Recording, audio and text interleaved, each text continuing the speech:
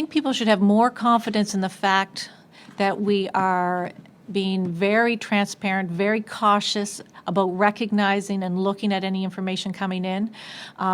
That's what Islanders and Canadians would expect in terms of vaccine vigilance and vaccine surveillance around adverse events.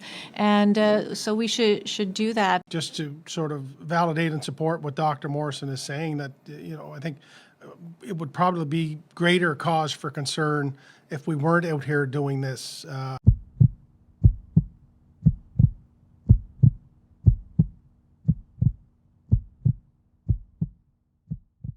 Hi, so I'm Sue Woodward-Scalia, and I am an vaccine injury survivor. I want to say right up front that I'm not an anti-vaxxer, but I'm going to share my story as someone who has been injured by the Pfizer vaccine. It was in the summer that I received my first dose of Pfizer. As soon as I received it, I went and sat down in the waiting area. I had it at the clinic in Summerside, and within about 5 minutes, the first thing that I noticed is that I tasted a very strong metal and salt taste in my mouth. So I just went up to the little desk that was set up there to ask if that was something that was common, and as I stood there, I began to feel dizzy and nauseated. So the woman at the desk brought the nurse over. By the time that I get back to where the cot was set up for people that were having adverse reactions, I was starting to have my throat close off and was not able to swallow. So they assessed me. I did not have to have an EpiPen. I just kind of breathed through it and was there for about an hour. I began to feel almost like I just didn't want to be there anymore. But my daughter, who was with me, had to wait with me, and she had an appointment, so we both left. I did hear that I would get a follow-up call from Public Health, which I did, that said that I would have my next shot at the hospital because of my reaction. Then very soon after that, I got another call from Public Health saying that I was not to have a second shot. So I was good with that, because by that time I'd started to experience other things. I also, when I had the shot, did have some other symptoms, by the way. I did mention them to them there, but they did not seem to take them seriously. One of them was the fact that my right arm became very numb and my fingers tingled where I had the injection site. That's not gone away. I still have pain in the upper part of my right arm, and some days I can hardly lift this arm, and I also cannot sleep on it sometimes. It's very sore. It feels like muscle pain in that side and into my neck here. So that has never left. Obviously the breathing difficulties left.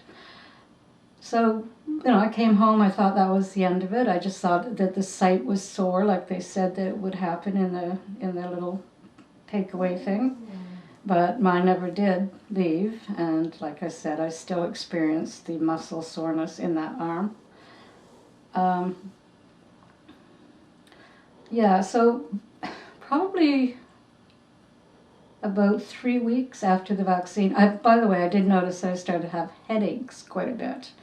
And I also had like a really, to the point of people noticing it, kind of spaced out kind of feelings. Like I would forget what I was saying in the middle of a conversation, and still do.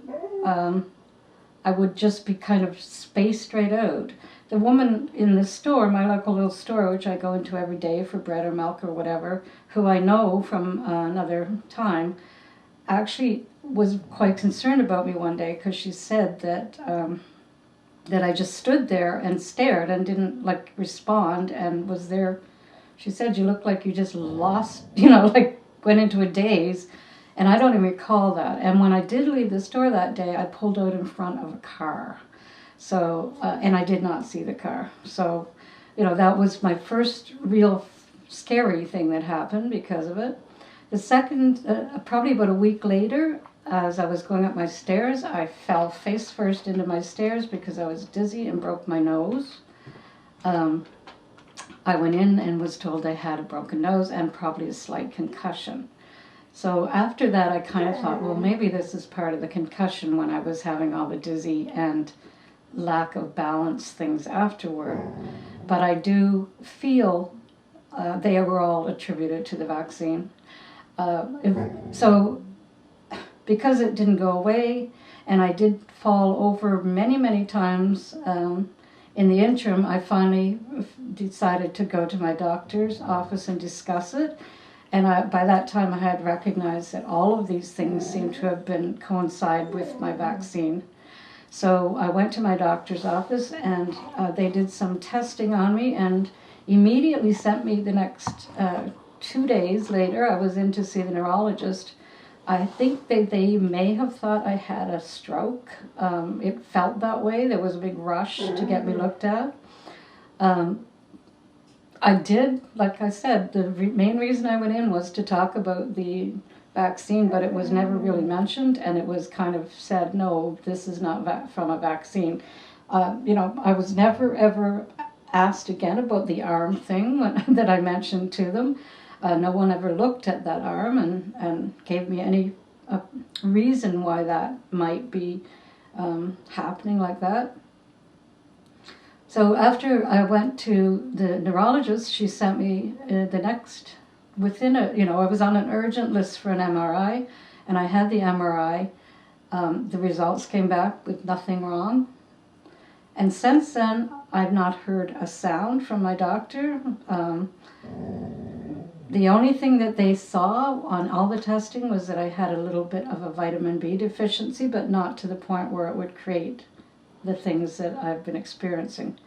Like I said, I have not heard from my doctor. I did, however, ask for an exemption from the vaccine because right about a week before I went to my doctor, I oddly heard back from Public Health once again saying that Dr. Morrison had decided that I could take the AstraZeneca vaccine, which was another reason I wanted to see my doctor because I was very reluctant to have another vaccine. So he wrote an exemption letter, but then soon after they changed the rules on that, so he had to send it to Dr. Morrison to get approved, and she approved it. So I'm now exempt from having vaccines, but I wanted to do this. I was asked by a friend who understood what was going on with me if I would join this group about people who have had adverse reactions to the vaccine. And the reason that I wanted to speak out about it, it has been very difficult for me to go through this. I have learned some things to help myself to feel better from people who have had the same experience. But I am more concerned right now about the fact that these vaccines are being mandated and likely being mandated for children. This is why I'm doing this, because I am not a supporter of that happening. I will put my story out there if it can in any way, shape, or form help to change that mandate from being mandated, because as a child myself, I was someone who was very sensitive to vaccines, just like I am as an adult. And I believe that mandated vaccines are not a good idea for anyone because of that. We all are different. We all have different reactions to drugs, to things in our life. And as I have gone through this journey, I've recognized that there are many, many people that have been injured by this vaccine. And I don't want to see that happening to the children in the world.